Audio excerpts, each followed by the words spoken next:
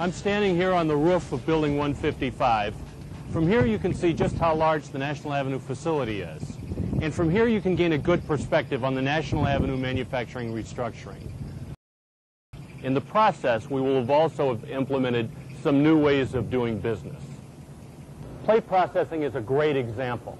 I'm standing here in Building 174 where we've integrated all of the operations involved in plate processing. We receive plate, we blast it, we burn it, we bend it, and then we move it one bay over for setup and weld.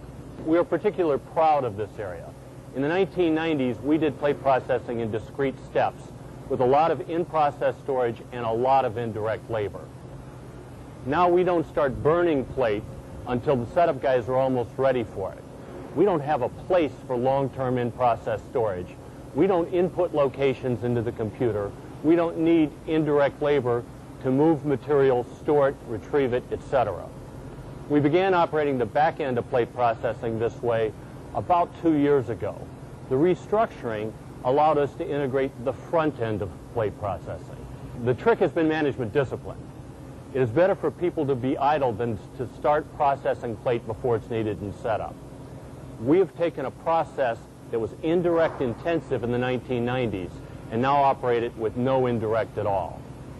The restructuring process has also allowed us to get involved in QRM cells. We're standing in front of our large round part cell. This is our first major quick response manufacturing project. Years ago, companies believed that the best way of making things was to make them in the fewest number of runtime hours. As a result, they built these large factories. They broke processes into a lot of little steps, and then they tried to reduce the time that it took to do each little step. The result was a lot of operations, very long routings, and a pile of work in front of each machine tool and a pile of work after each machine tool, with an operator in the middle that simply picked work up off one pile, tried to machine it as quickly as he could, and put it on the next pile. As the nature of business changed, companies realized they could no longer afford the high work in process inventory, they couldn't afford the slow response, and ultimately they couldn't afford the high cost.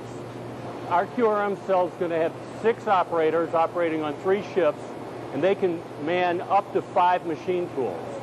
Instead of dispatching to each of those machine tools and having a pile of work in front of each machine tool, we'll dispatch to the cell. The operators have responsibility for planning the work within the cell and for deciding which machine tools they need to operate.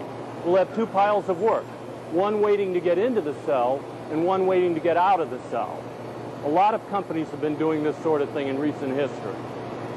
When we began the 2002 restructuring, we saw a window of opportunity.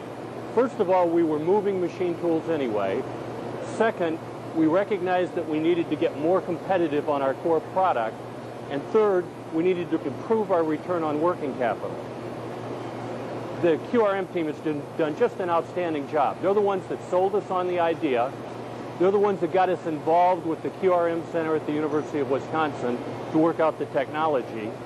They planned the layout, and they helped implement with the operators. The primary objective of quick response manufacturing is to reduce lead times. All companies are operating in an increasingly time-sensitive environment. Speed is important to MinePro. Speed is important to MinePro's customers. We believe if we can reduce the lead time on critically needed components,